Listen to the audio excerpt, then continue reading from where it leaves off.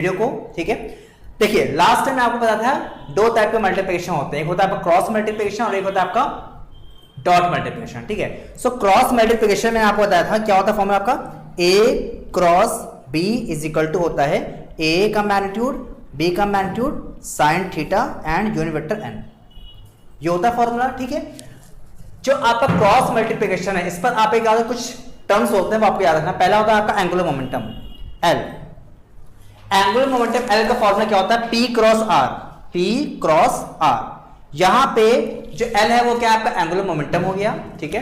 Are क्या हो जाएगा, आर आपका हो जाता है परपेंडिकुलर डिस्टेंस होती है, और पी होता है आपका मोमेंटम लाइन लीनियर मोमेंटम, ठीक है। So angular momentum is equal to R मतलब परपेंडिकुलर डिस्टेंस इनटू मोमेंटम, ठीक है, लीनियर मोमेंटम। तो इस केस में क्या हो जाए, हम देख पा रहे हैं कि यहां पे क्या करें, क्रॉस मल्टीप्लाई करेंगे। तो अगर आपको किसी क्वेश्चन में P और R दिया हुआ है तो आप उसे क्या करेंगे, क्रॉस मल्टीप्लाई करेंगे। क्रॉस मल्टीप्लाई करने पे आपको वहां पे उसका आंसर मिल जाएगा। केस क्लियर हो गई, ठीक है। गुड मॉर्निंग वंश, गुड मॉर्निंग, ठीक है। यहां तक क्लियर हो गई चीज। अब इसके बाद जो नेक्स्ट पॉइंट है वो आप देखिए यहां से कि यहां पे एक और चीज होती है वो होता है आपका टॉर्क। टॉर्क का फॉर्मूला होता है आर क्रॉस एफ, ठीक है। ये भी आपका क्या है, क्रॉस मल्टीप्लिकेशन वेक्टर मल्टीप्लिकेशन का एक एप्लीकेशन है, जहां पे आप क्या हो किसी क्वेश्चन में टॉर्क निकालना है, ठीक है। तो वहां पे क्या करना चाहिए, आपको पता होना चाहिए फोर्स एंड परपेंडिकुलर डिस्टेंस। तो अगर आपको क्वेश्चन फोर्स दिया हुआ है, परपेंडिकुलर डिस्टेंस दिया हुआ है, तो आप जब से क्रॉस मल्टीप्लाई करोगे तो क्रॉस मल्टीप्लाई करने पर आपको वहां पे टॉर्क मिल जाएगा, ठीक है। तो ये भी इसका एक एप्लीकेशन है जो आपको ऑलरेडी पता होना चाहिए, ठीक है। इसी तरह से बात करते हैं हम लोग डॉट मल्टीप्लिकेशन की। आपको पता है डॉट मल्टीप्लिकेशन फॉर्मूला क्या था, A dot B is equal to क्या था, ए का मैग्नीट्यूड बी का मैग्नीट्यूड एंड कॉस थीटा। यह आपका फॉर्मूला था ए बी कॉस थीटा। जिस फॉर्मूले में आपका एप्लीकेशन है,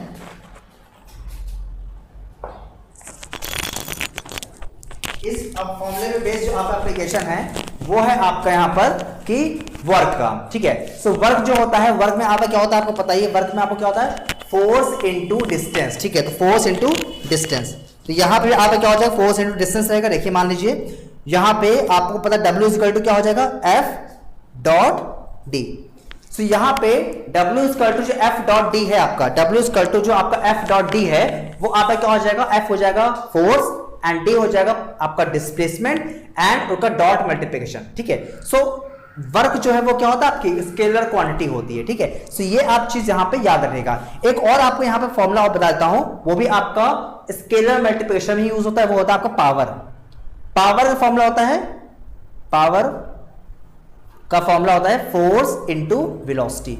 ये भी आपका डॉट मल्टीप्लिकेशन में आता है, तो आपको इसको भी याद रखना है कि पावर इज इक्वल टू क्या हो जाएगा, फोर्स डॉट वेलोसिटी, ठीक है। तो किसी क्वेश्चन में आपको फोर्स और वेलोसिटी दिया हुआ है तो आपको क्या करना है, सिर्फ उसको डॉट मल्टीप्लाई करना है।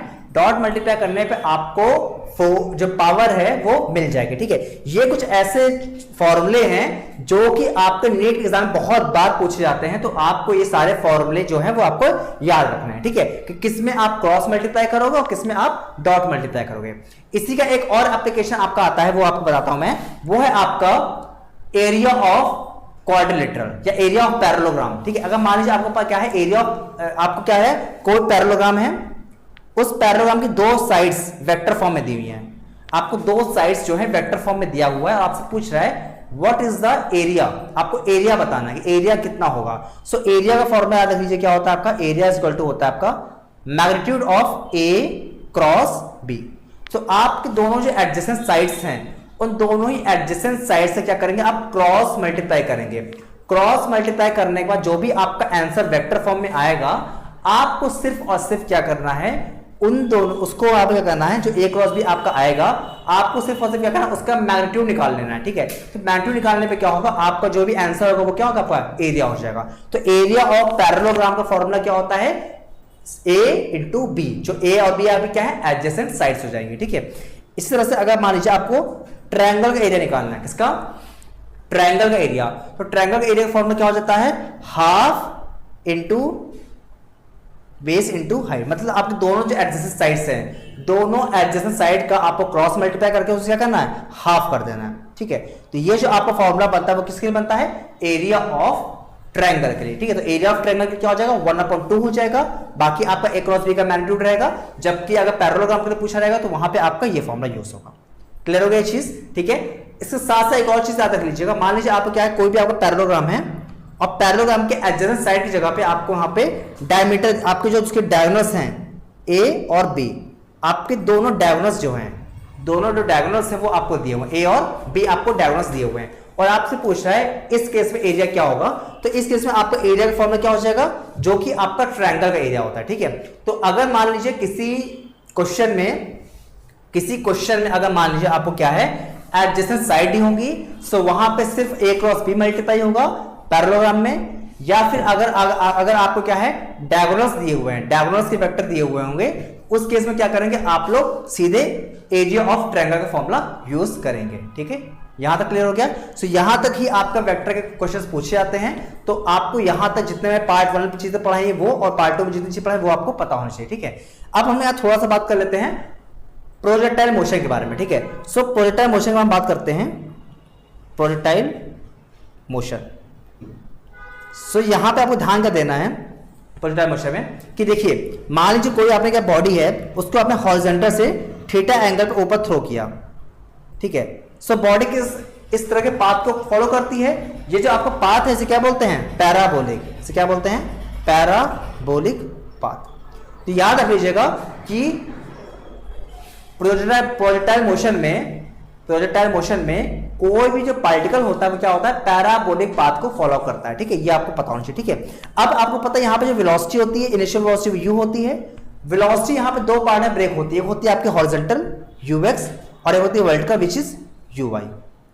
ठीक है, तो हर पॉइंट पर आपके दो वेलोसिटीज होती है, एक होता है ux जो बॉडी को आगे ले जाता है, दूसरा होता है uy जो बॉडी को ऊपर ले जाता है। ठीक है, जब बॉडी मैक्सिमम हाइट पर पहुंचती है, यहां पे मैक्सिमम हाइट पर जो हाईएस्ट पॉइंट होता है, उस हाईएस्ट पॉइंट पहुंचती है, तो हाईएस्ट पॉइंट पे क्या होता है, आपका ux तो रहेगा बट आपका uy कितना हो जाएगा, 0। तो आप ये चीज याद रखिएगा कि हाईएस्ट पॉइंट पर जो आपका वर्टिकल कंपोनेंट होता है वेलोसिटी का, वो आपका 0 हो जाता है, जबकि हॉरिजॉन्टल कंपोनेंट आपका मेंटेन रहता है। ठीक है, यहां पे एक और चीज याद रखिएगा कि जो आपका ux होता है, हॉरिजॉन्टल कंपोनेंट होता है, वो क्या होता है आपका, यूनिफॉर्म होता है। यूनिफॉर्म मतलब क्या होता है कि आपका जो हॉरिजॉन्टल कंपोनेंट होता है वो आपका हर पॉइंट पे सेम होता है, जबकि जो आपका वर्टिकल कंपोनेंट uy होता है, जिसको हम क्या बोलते हैं, u sin थीटा। याद रख लीजिएगा, हॉरिजॉन्टल कंपोनेंट आपका u cos थीटा होता है और वर्टिकल कंपोनेंट क्या होता है, u sin थीटा।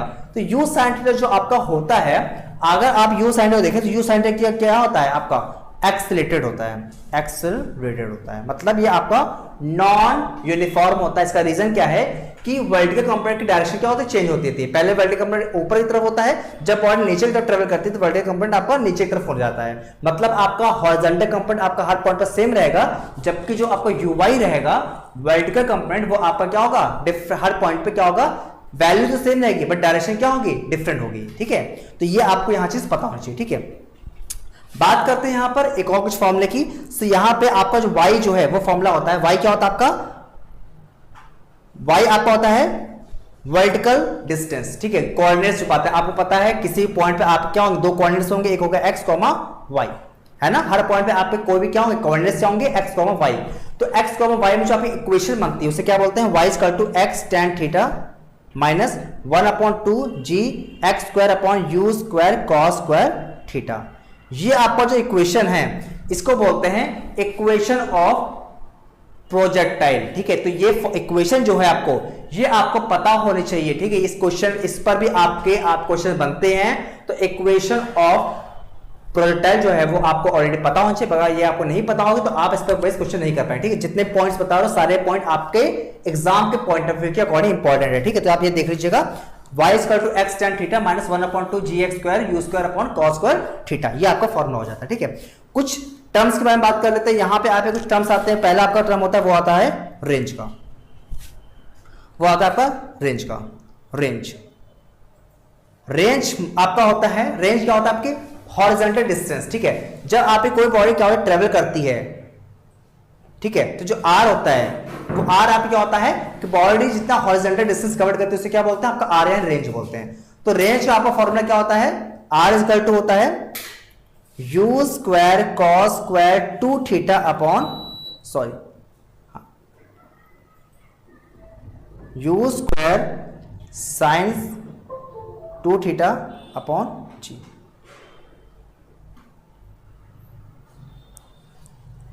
ठीक है, u square sine upon g आपका रेंज का फॉर्मूला हो जाएगा। आपका यहाँ पे जो मैक्सिमम हाइट का फॉर्मूला क्या होता है, एच कट हो जाता है u square sine square theta upon 2g। ये होता है आपका हाइट ऑफ प्रोजेक्टाइल का फॉर्मूला। ठीक है, ये होता है हाइट ऑफ प्रोजेक्टाइल का फॉर्मूला हो जाएगा। ठीक है, ये आपका होता है रेंज का फॉर्मूला, ये होता है आपका हाइट का, एच का फॉर्मूला हो जाएगा। ठीक है, तो एच का फॉर्मूला सामने लिखा हुआ है। ठीक है, ये आप देख लीजिएगा, ये आपका एच का फॉर्मूला हो जाएगा, ये आपका रेंज का फॉर्मूला हो जाएगा। ठीक है, यहां पे कुछ पॉइंट और देख लीजिएगा कि यहां पे आपका हो गया एच हो गया। ठीक है, मैक्सिमम रेंज जो होती है, अगर बात करते हैं मैक्सिमम रेंज की, तो वो आपका यू स्क्वायर अपॉन जी होता है, क्योंकि साइन आपका क्या हो जाता है 90, साइन आपका 1 हो जाता है। ठीक है, थीटा आपका क्या 1 हो जाता है। तो जब आपका थीटा कितना होगा 45 डिग्री होगा, मतलब जब हम किसी बॉडी को 45 डिग्री पर ऊपर थ्रो करेंगे, सो 45 डिग्री पर थ्रो करने पर जो बॉडी होती है वो क्या होती है, मैक्सिमम रेंज को कवर करती है। तो ये आपको पता होना चाहिए, ये बहुत इंपॉर्टेंट टर्म है, ये आपको यहाँ पे पता होना चाहिए। ठीक है, अगर बात करते हैं यहाँ पर हाइट मैक्सिमम कब होगा, तो उसका फॉर्मूला होगा यू स्क्वायर अपॉन 2g। ये क्या होता है, मैक्सिमम हाइट का formula, you square upon 2g। ठीक है, ये आपको फॉर्मूला आपको याद रखना है। ये कब होगा, जब आपका थीटा कितना होगा 90 डिग्री होगा। ठीक है, तो ये दोनों ही फॉर्मूले जो है बहुत ज्यादा इंपॉर्टेंट है, तो आपको दोनों ही फॉर्मूले आपको पता होना चाहिए। ठीक है, इसके बाद अगर नेक्स्ट पॉइंट की बात करते हैं हम, नेक्स्ट जो इंपॉर्टेंट पॉइंट है जो आपको यहां पे याद रखना है वो है कि टाइम का फॉर्मूला। टाइम यहां पे क्या इसको बोलते हैं, time of flight. Time of flight, time of flight का मतलब है कितने टाइम तक बॉडी हवा में रहती है। ठीक है, आपको पता है ड्यूरिंग प्रोजेक्टाइल मोशन बॉडी क्या होगी, हवा में रहेगी, तो जितने टाइम तक बॉडी हवा में रहती है उसे क्या बोलते हैं, टाइम ऑफ फ्लाइट बोलते हैं। तो टाइम ऑफ फ्लाइट का फॉर्मूला याद कर लीजिए, क्या होता है, टी इक्वल टू होता है 2u sin थीटा अपॉन जी। ये होता है आपका टाइम ऑफ फ्लाइट का फॉर्मूला, जितने टाइम तक बॉडी क्या होती है, हवा में रहती है, एयर में रहती है, उसे क्या बोलते हैं, टाइम ऑफ फ्लाइट बोलते हैं। ठीक है, याद रखिए, मान लीजिए हमें क्या है, ये आपका क्या है, बॉडी इस तरह से मूव कर रही है। ठीक है, ये आपका क्या हो गया, हाईएस्ट पॉइंट हो गया। तो यहां से यहां तक जाने में बॉडी में जितना टाइम लगता है उसे क्या बोलते हैं, टी बोलते हैं, स्मॉल टी। याद रख लीजिएगा कि बॉडी को ग्राउंड से ऊपर जाने में, मतलब हाईएस्ट पॉइंट पे जाने में जितना टाइम लगेगा उतना ही टाइम बॉडी को हाईएस्ट से लोवेस्ट पॉइंट पे आने लगता है। मतलब दोनों केस में आपका टाइम क्या होता है, सेम रहता है। ठीक है, सो अगर हम बात करें टोटल टाइम की, तो वो आपका 2 इंटू स्मॉल टी हो जाएगा। ठीक है, 2 इंटू स्मॉल टी हो जाएगा। और अगर आपसे पूछा जाए स्मॉल टी कितना होगा, स्मॉल टी मतलब बॉडी को लोवेस्ट से हाईएस्ट पॉइंट तक पहुंचने में जितना टाइम लगता है उसे क्या बोलते हैं, आपका टाइम बोलते हैं। ठीक है, तो ये आपका फॉर्मूला क्या होता है, यू साइन थीटा अपॉन जी। ये आपका फॉर्मूला हो जाएगा टाइम का। ठीक है, सो फिलहाल प्रोजेक्टाइल मोशन में आपके इतने ही टॉपिक हैं, जितने टॉपिक मैं आपको बताए हैं, ये सारे जो टॉपिक्स हैं आपके, ये सारे टॉपिक्स आपके इंपॉर्टेंट है। पहले पार्ट को आप देख लीजिएगा, जिसका लिंक डिस्क्रिप्शन में अवेलेबल है, या प्लेलिस्ट आप जाकर चेकआउट कर सकते हैं। वहां पर मैंने आपको जितने पॉइंट्स बताए हैं वो सारे पॉइंट्स इंपॉर्टेंट है। और आज की वीडियो में आपको जितने टर्म्स बताए, जितने टॉपिक बताए हैं, ये भी टॉपिक बहुत ज्यादा इंपॉर्टेंट है, जहां पे मैंने आपको सारे जो आपके क्रॉस और डॉट मल्टीप्लिकेशन हैं, उस क्रॉस और डॉट मल्टीप्लिकेशन के बारे में कि उसमें कैसे आपको एप्लीकेशंस कैसे आते हैं फिजिक्स में, वो और प्रोजेक्टाइल मोशन के जो भी इंपॉर्टेंट फॉर्मूले वो मैं आपको वीडियो में बताए हैं, तो आप इसको जरूर नोट डाउन कर लीजिएगा। ठीक है, बाकी इस पर बेस से हम लोग क्वेश्चन तो करेंगे, तो वहां से आपको कॉन्सेप्ट और स्ट्रांगली बिल्डअप होंगे। तो हम लोग इसके बाद हम लोग कई डिफरेंट क्वेश्चंस को अटेम्प्ट करेंगे, जहां पे मैं आपको प्रीवियस ईयर क्वेश्चन, क्योंकि मेरा हमेशा से आपका कहना है, फोकस भी रहा है कि प्रीवियस ईयर क्वेश्चंस को अगर आप लगाते हैं तो आपके ऑलरेडी बहुत कुछ आप अचीव कर सकते हैं। ठीक है, तो अब मैं उसी के बारे में मोस्ट एक्सपेक्टेड और मोस्ट प्रीवियस ईयर क्वेश्चन जो हैं वो हम लोग नेक्स्ट क्लास में कवर अप करेंगे। ठीक है, तो क्लास कैसी लगी, या कोई भी अगर सजेशंस लगता है, कोई भी अगर डाउट रहता है, तो आप आफ्टर क्लास कमेंट सेक्शन में दे सकते हैं। और जो भी अगर वो नए हैं, जो पहली बार वीडियो को देख रहे हो, वो चैनल को सब्सक्राइब जरूर कर लीजिएगा और बेल आइकन प्रेस कर दीजिए, ताकि आपको आने वाली वीडियो है उसकी नोटिफिकेशन टाइम पर मिल सके। ठीक है, तो मिलते हैं फिलहाल नेक्स्ट वीडियो तक के लिए। थैंक यू, धन्यवाद।